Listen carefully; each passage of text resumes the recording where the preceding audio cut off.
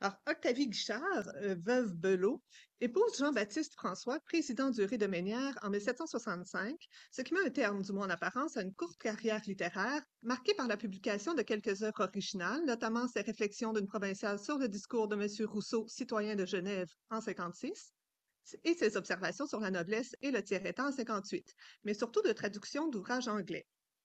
Elle avait ainsi proposé au public des mélanges de littérature anglaise en 1759, l'histoire de Rasla de Samuel Johnson en 1760, le roman Ophélie de Sarah Fielding en 63, ainsi que les deux premiers tomes de l'histoire d'Angleterre de David Hume en 63 et 65, ce qui lui vaudra d'ailleurs le surnom de Madame Tudor, que lui donnera Charles Duclos. Or, après son second mariage, la nouvelle présidente du Rhin-Ménière cessera de publier, mais elle entretiendra une correspondance importante avec plusieurs hommes de lettres tels que Voltaire, Hume, Helvétius ou François de Vaux. Toutefois, ce sont ces échanges avec la Blue Stockings Elisabeth Montaigu, qui s'échelonnent de 1776 à 1792, qui retiendront notre attention aujourd'hui. Dans ceux-ci, Octavie Duré de Ménière semble trouver une occasion de renouveler ses idées sur la traduction et ce faisant sur l'écriture, qu'elle considérait déjà, en 1759, comme une manière de contribuer à l'avancement social. Je la cite. Je me plais à m'occuper tantôt de mon propre fonds, tantôt de celui d'autrui, et toujours sans prétention. Je paye du moins ainsi mon contingent à la société, à laquelle, par état, je ne puis être utile autrement. Il m'a toujours paru injuste, quelque place qu'on y tienne, d'avoir part à ses avantages, d'en profiter nonchalamment, et de ne lui rien rendre en échange. Si je ne puis agir et que je puisse penser, le fruit de mes méditations est une récolte qui lui appartient. Elle témoigne ainsi d'une forme d'engagement citoyen adapté à la condition féminine qui est la sienne. Les lettres de la présidente Durée de Ménière, adressées à Elisabeth Montaigu, offrent alors une occasion inédite d'observer la manière dont la parole privée contribue à la construction d'une identité d'autrice constante dans ses opinions et validant une stratégie d'autolégitimation qui s'était montrée relativement efficace quelques années auparavant. Rappelons d'abord qu'Elisabeth Montaigu est une femme de lettres et salonière britannique. Celle-ci fréquente les hommes de lettres les plus connus de son temps, George Littleton, Horace Walpole, Samuel Johnson et le comédien Garrick, notamment. Elle fera quelques séjours en France qui l'amèneront entre autres à Chaillot, à l'été 1776, où elle fera connaissance avec la présidente du Rhin-Ménière, qui se trouvera être sa voisine. Les deux femmes continueront de correspondre après le retour de Montaigu à Londres. 18 lettres écrites par Madame de Ménière à Elisabeth Montaigu sont conservées à la Huntington Library, mais les réponses de cette dernière ne semblent malheureusement pas avoir été préservées. Cette correspondance sera notamment l'occasion pour Montaigu de demander à Madame de Ménière, en février ou mars 1777, d'entreprendre la traduction de son essai On the Writings and Genius of Shakespeare, rédigé en 1769, et de 3 dialogues des morts. L'essai sur Shakespeare se veut, comme l'affirme ouvertement l'autrice, une réponse aux attaques de Voltaire contre le dramaturge anglais, dont il avait d'abord loué le génie, notamment à l'occasion de sa traduction d'un acte d'Hamlet dans ses lettres philosophiques en 1734. Si Madame de Ménière refusera finalement de traduire l'essai, elle enverra sa traduction des 3 dialogues à sa correspondante. Ce qui ressort des échanges entre les deux femmes de lettres à ce sujet, c'est plutôt l'accès qu'ils offrent à la pensée de Madame de Ménière sur la traduction. Comme nous le verrons, cela fournira l'occasion à la présidente de s'inscrire dans le débat qui anime les lettrés au cours des années 1760 sur la fidélité au texte source, tout en adoptant une posture en conformité avec la condition féminine qu'elle met de l'avant. Dans un premier temps, rappelons que le débat concernant la traduction s'affermit à partir des années 1760 et mobilise certains des penseurs les plus éminents de la République des lettres. C'est le cas de d'Alembert qui, dans ses observations sur l'art de traduire, qui paraissent en 1763, indique, et je le cite, qu'on doit donc ne pas se faire une règle de traduire littéralement dans les endroits même où le génie des langues ne paraît pas s'y opposer. Il s'agit en somme de décider si l'on souhaite sacrifier l'agrément à la précision ou la précision à l'agrément, selon sa formule. Nicolas Beauzé, pour sa part, distingue version et traduction dans son article de l'Encyclopédie. Je le cite aussi. Il me semble que la version est plus littérale, plus attachée au procédé propre de la langue originale et plus asservie dans ses moyens au vu de la construction analytique, et que la traduction est plus occupée du fond des pensées, plus attentive à les présenter sous la forme qui peut leur convenir dans la langue nouvelle, et plus assujettie dans ses expressions autour et au idiotisme de cette langue. Bien que ces questions aient déjà suscité l'intérêt des lettrés lors de la seconde querelle des anciens et des modernes, et avaient entre autres opposé Madame Dacier et Oudard de la Motte, l'anglomanie qui s'affermit à partir des années 1740 ramène ces questions sur la scène de l'actualité parisienne. En fait, il s'agit surtout de se prononcer en faveur de la traduction littérale ou de s'inscrire dans la tradition des belles infidèles, selon le bel ouvrage de Roger Joubert. Ces dernières, rappelons-le, les Belles infidèles, désignent des traductions qui se présentent davantage comme des adaptations au goût français d'œuvres étrangères, antiques ou modernes. Suivant cette approche, il s'agit surtout de supprimer les détails triviaux ou malséants présents dans les textes sources afin de respecter les principes de vertu et de bienséance valorisés par la culture française. Ainsi, alors que Prévost investit plutôt l'héritage des Belles infidèles dans sa traduction de Richardson, en se vantant d'avoir donné une nouvelle face au roman Pamela, et je le cite, par le retranchement des excursions languissantes, des peintures surchargées, des conversations inutiles et des réflexions déplacées, Diderot favorisera plutôt la traduction littéraire, témoignant ainsi d'une fidélité scrupuleuse à l'œuvre originale. Du côté de la présidente Durée de Ménière, sa traduction des maximes, caractères et réflexions critiques, satiriques et morales qui paraissent dans le Mercure de novembre 1757 est jugée plutôt littéraire. C'est du moins ce qu'avoue un imitateur dans le journal étranger, indiquant qu'elle fait preuve d'une fidélité sans exemple à l'original, bien qu'on y décèle quelques contresens. Toutefois, c'est plutôt la tradition des Belles infidèles qui semble emporter plus souvent son adhésion. C'est ce que met en évidence Annie Rivara dans ses remarques sur la traduction de Rasla de Samuel Johnson, en affirmant que la traductrice se complaît dans une économie classique qui l'incite à supprimer plusieurs aspects du texte source. Ainsi, bien qu'elle se déclare partisane de la fidélité des traductions, Madame de Ménière juge nécessaire de remanier certains passages, modifier certains termes, atténuer certains propos, afin de répondre au goût du public français. C'est d'ailleurs déjà ce qu'elle affirmait en 1759 dans la préface à sa traduction des mélanges de littérature anglaise. La vérité et la générosité qui forment la base, il y ramène tout et les regarde comme les uniques sources des autres vertus. Elle parle de l'auteur. L'éloge qu'il en fait décèle l'attrait qu'il a pour elle et prouve qu'elles échauffent son esprit et son cœur. C'est à regret que je supprime une partie de ce qu'elle lui suggère et que peut-être j'affaiblis le reste. Cependant, pour ne pas renoncer à ce qu'il y a de plus saillant dans cet ouvrage, il a fallu en retrancher des choses neuves en Angleterre, mais usées en France, où l'on a beaucoup écrit sur ces sortes de matières, et d'autres trop étrangères à nos mœurs, à nos goûts, à nos usages pour réussir parmi nous. Au moyen de ces lacunes indispensables, le fil à l'aide duquel on apercevait le plan de l'auteur est nécessairement coupé. Ne pouvant donc plus faire sentir la liaison de ces principes avec leurs conséquences, j'ai cru qu'il valait mieux placer au hasard les différents morceaux que j'ai conservés que d'affecter une marche à demi régulière. La traductrice n'hésitait donc pas alors à modifier non seulement quelques morceaux, à en supprimer d'autres, mais également et surtout à transformer la structure de l'ouvrage. On peut penser que le genre même du fragment permettait une liberté plus grande dans ce type de remaniement, de par son caractère malléable. Toutefois, elle reprend la même idée dans une lettre du 6 novembre 1776 adressée à Élisabeth Montaigu.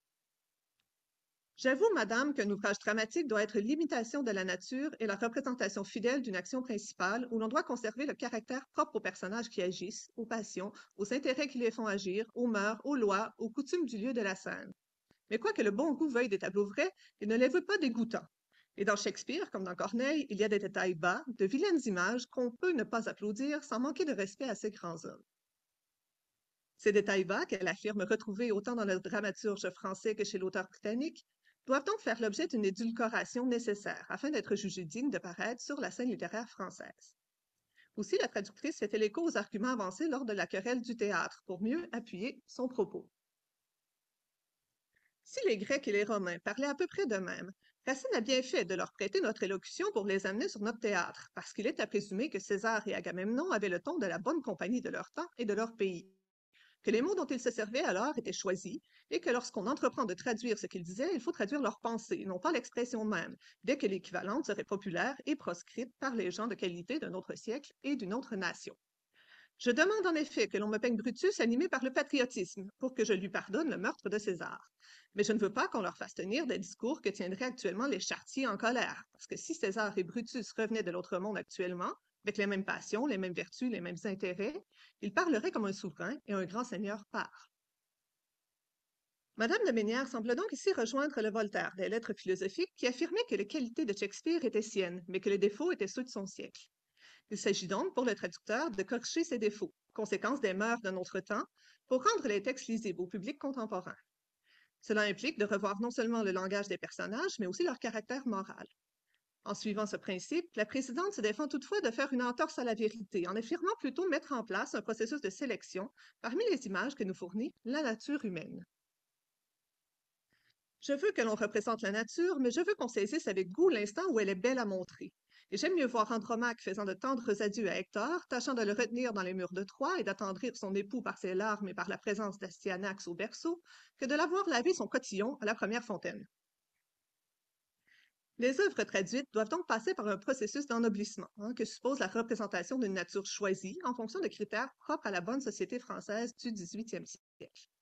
C'est ainsi à partir du parallèle antique et par le biais de la tragédie classique que Madame de Ménière reporte ce principe d'adaptation, plus particulièrement à la traduction de Shakespeare, dont elle s'entretient encore avec sa correspondante dans une lettre du 21 décembre 1776, après un commentaire sur la situation politique tendue entre la France et l'Angleterre. Au moins faudrait-il que le commerce, les sciences, les lettres et les femmes fussent exemptés des suites de ces discordes politiques. Les hostilités de Voltaire contre Shakespeare ne coûtent ni sang ni larmes. Les gens honnêtes et sans partialité désapprouvent même parmi nous les expressions impolies que notre poète favori s'est permises sur le compte de votre illustre auteur, dont il avait d'abord si bien jugé. Il est certain que nos anciens bardes, nos anciens historiens, nos anciens prédicateurs ont tous les défauts de grossièreté, d'image dégoûtante, etc., etc., que l'on reproche à Shakespeare, et non pas son génie. Il est certain que si ce peintre de la nature écrivait actuellement, il emploierait un autre coloris. Dans ce passage, la présidente semble prendre définitivement le parti des Anglais contre Voltaire. En revanche, cela ne l'empêche pas de remarquer les défauts de grossièreté et les images dégoûtantes qui déparent l'œuvre de l'auteur britannique. Ces échanges sur Shakespeare fournissent donc l'occasion à la présidente de réaffirmer cet égard dû à la sensibilité française qu'elle avait déjà évoqué dans l'avertissement précédant sa traduction de l'histoire de la maison de Tudor de David Hume en 1763. Quelques événements du règne d'Henri VIII m'ont embarrassé sur le parti que je devais prendre, ou d'en traduire exactement les détails, ou de les élaguer, ou enfin de les affaiblir. Ce règne est fameux par la révolution rapide que ce monarque opéra dans le génie de tout un peuple lorsque, pour épouser Anne de Boleyn, il obligea la nation à changer de foi, de culte et de politique. La religion prétendue réformée ne put s'établir qu'en insultant à la religion romaine, dont elle enseignait audacieusement à secouer le joug. Il est assez simple d'hésiter à présenter aux consciences délicates l'image repoussante des outrages que l'erreur a osé faire à la vérité. Dans ce cas précis, ce ne sont pas les entorses à la bienséance qui choquent la traductrice, mais bien les questions morales auxquelles se rapporte le danger qui consiste à rendre en français des passages mettant en valeur la religion protestante dans un État catholique. Aussi, ajoute-t-elle, j'ai balancé longtemps entre la fidélité qu'on exige d'un traducteur et la crainte de scandaliser les personnes trop scrupuleuses. J'étais incertaine si je devais répéter ou retrancher les sophismes, les froides railleries et tout ce que le fanatisme des prétendus réformés leur fit employer contre l'Église lorsqu'ils s'en séparèrent. Des gens sages m'ont déterminé à ne rien supprimer de ce que M. Hume en rapporte, d'autant plus que souvent lui-même en est moins l'apôtre que l'historien. Après avoir mûrement réfléchi sur les inconvénients de l'exactitude et sur ceux des réticences, on m'a convaincu que ce serait faire trop d'honneur à des déclamations 1000 fois réfutées que de les regarder comme dangereuses dans un siècle et dans un pays aussi éclairé que le nôtre. Une traduction de l'histoire n'est d'ailleurs que l'estampe d'un tableau. On ne s'aviserait pas d'accuser de paganisme le traducteur des Métamorphoses d'Ovide ou de l'Iliade. J'aurais cru sortir des bornes que mon sexe doit me prescrire si j'avais risqué de combattre d'un ton dogmatique, qui n'est point de ma compétence, les opinions fausses ou les réflexions injurieuses à la fois qui se sont trouvées sous ma plume. Je me contente de rappeler quelquefois à mon lecteur que ce sont des faits historiques racontés par un écrivain préoccupé des faux principes qu'il a reçus, mais qui n'applaudit jamais à aucun excès des différents partis. Ici, la présidente paraît donc vouloir respecter le texte source, même dans les passages où il est question de la religion prétendue réformée, en misant sur l'argument générique pour justifier sa position. Il s'agit d'une histoire et non d'un ouvrage d'opinion ou de propagande. En outre, elle réfère à une forme de paganisme depuis longtemps admis dans la République des lettres françaises et servant de fondement à la poétique des grandes œuvres, soit les textes grecs et latins, mettant en scène une mythologie étrangère au christianisme. Ce faisant, elle s'appuie sur l'autorité accordée au modèle antique afin de justifier la fidélité de sa traduction dans le genre historique, à laquelle s'ajoute la réputation dont jouit Hume en France. Enfin, elle utilise également à son avantage la condition de femme qui est la sienne pour affirmer une incapacité à entrer dans des débats idéologiques que suppose l'examen des dogmes religieux, ce qui vient justifier au final son choix en faveur de la traduction littérale. On sait pourtant qu'elle est, au contraire, capable d'une réflexion approfondie en matière de philosophie et de littérature, de même que sur les questions sociales, comme l'ont montré ses réflexions sur le discours de Rousseau et ses observations sur la noblesse. Le fait de faire référence à sa condition de femme pour mieux imposer une conception de la traduction à laquelle elle adhère devient donc partie prenante d'une stratégie de légitimation qu'elle avait d'ailleurs déjà investie quelques années plus tôt. Dans ce second temps, donc, c'est la question de la capacité d'une femme à s'acquitter de la tâche qui lui est soumise qui estime les propos de Madame de Ménière dans sa correspondance avec Élisabeth Montaigu. D'abord, la traductrice soulève le problème que représente sa connaissance lacunaire de la langue anglaise. D'ailleurs, plusieurs contresens ont été relevés par David Smith et Marie-Thérèse Agneau dans leur édition récente, concernant notamment sa traduction des œuvres de Hume. Madame de Ménière avoue d'ailleurs elle-même être consciente de ces lacunes dans sa correspondance avec Montaigu. Je suis étonnée, madame, qu'aucun de nos bons littérateurs n'ait encore traduit votre excellent ouvrage. Elle parle bien sûr de l'essai sur Shakespeare. Je présume d'abord qu'ils n'osent user leur esprit contre le vôtre, et qu'ils ont peur aussi d'affliger le patriarche de notre littérature. Cette seconde crainte ne m'arrêterait pas si j'avais assez de talent et de loisirs pour l'entreprendre, car il est bon que justice soit faite des gens qui ont tort. Cependant, lorsque ma santé sera meilleure et que les jours seront plus longs, j'essaierai cette douce quoique difficile occupation. Je m'aperçois avec un peu de honte que je me suis rouillée sur l'intelligence de la langue anglaise. J'éprouve le besoin du dictionnaire, mais je vous aurai encore l'obligation, madame, de m'encourager à m'y remettre par l'attrait de vous traduire, si je le puis, si je l'ose. Ce ne sera pas sans vous soumettre ma traduction que j'aurai l'honneur de vous envoyer. Malgré les protestations de Madame de Ménière concernant sa réticence à s'engager dans une lutte ouverte avec Voltaire, on peut penser que c'est effectivement ce qui retient la traductrice de s'engager dans ce projet. En effet, on reconnaît le même argument que celui qu'elle avait utilisé dans son avertissement à sa traduction de l'histoire des Tudors, et selon laquelle sa condition de femme, stigmatisée par l'ignorance et le manque de talent, la rendait incapable de s'inscrire dans un débat mettant aux prises des questions littéraires ou philosophiques. Elle invite d'ailleurs un certain Lingue, que je n'ai pu retracer pour l'instant, homme de lettres familier de Montaigu, à entreprendre la lutte qu'elle se refuse à mener. Il me vient en idée, madame, que vous tiriez parti de ce bruyant réfugié, le familier en question, en lui faisant traduire votre ouvrage sur Shakespeare. Il en est bien plus capable que moi, et il sera enchanté de donner sur les doigts à Voltaire. Ce sont les fragments du poète anglais qui m'effraient à traduire, et d'ailleurs, le peu de loisirs, de vue et de santé qui me reste ne me permet pas une occupation assidue. À peine puis-je écrire une lettre sans être interrompu 20 fois. Ainsi, bien qu'elle justifie son refus par son manque de temps et ses problèmes de santé, c'est plutôt la question de l'opposition à Voltaire qui refait surface et dont elle préfère laisser les soins à quelqu'un d'autre. D'ailleurs, ces obstacles qu'elle mentionne ne l'ont pas empêché de traduire les 3 dialogues des morts que lui avait également soumis Montaigu.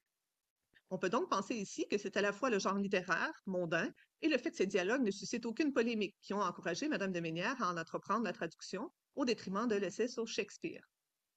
Aussi, la présidente cherchait-elle un expédient en incitant Montaigu à se livrer elle-même à la traduction de son œuvre, tout en lui suggérant d'y joindre sa propre traduction des dialogues. Mais je n'ai pas la vanité de croire que j'ai bien rendu l'élégance, la finesse du texte, et je n'ose vous exposer au grand jour de l'impression, peut-être défigurée par ma maladresse. Quand vous permettez qu'on imprime ma traduction de vos dialogues, vous ressemblez non pas à une jolie femme qu'on a parée et qui brûle de se montrer, mais à une beauté régulière, éclatante, qui ne redoute pas d'être vue avec le bon ennemi le plus négligé. Mais si la belle peut braver les regards dans quelque état qu'elle soit, la coiffeuse craint qu'on lui reproche de l'avoir coiffée de travers et sans aucun goût. On appréciera la métaphore de la parure ici. Elle ajoute d'ailleurs un peu plus loin: je comptais, madame, que vous garderiez mes griffonnages, ou pour les jeter au feu, ou pour les corriger, et les joindre ensuite à l'essai sur les écrits de Shakespeare, si, comme je vous invitais, vous entrepreniez de les traduire vous-même pour vous amuser, sauf à faire examiner votre traduction par quelqu'un supérieur à moi pour rectifier quelques anglicismes, si par hasard il vous en échappait, ce dont je doute, car il me paraît que vous possédez parfaitement notre langue. Le lexique utilisé, griffonnage, jeté au feu, corrigé, supérieur, rend bien compte de cette rhétorique de la médiocrité qu'investissent fréquemment les autrices, mais il semble qu'ici l'enjeu dépasse le discours.